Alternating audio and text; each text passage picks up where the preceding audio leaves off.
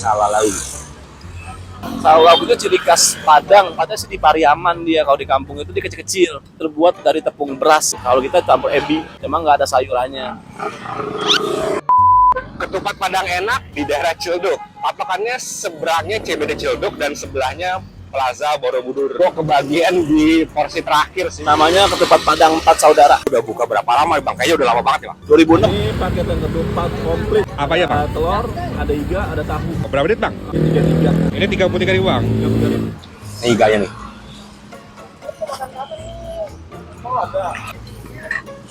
Buka dari jam berapa Bang? Paling cepet jam 5, paling lama jam 6. Kalau ciri khas sih kalau langganan ya pasti nyarinya mulai pagi. Adanya di Sabtu Minggu, hari biasa nggak ada. Polosan 13.000, pakai telur 17.000, pakai tahu 15.000, Grab, Gojek, Shopee ada. Keluarga Ciledug, yuk mampir merapat di Ketupat Padang 4 Saudara Ciledug.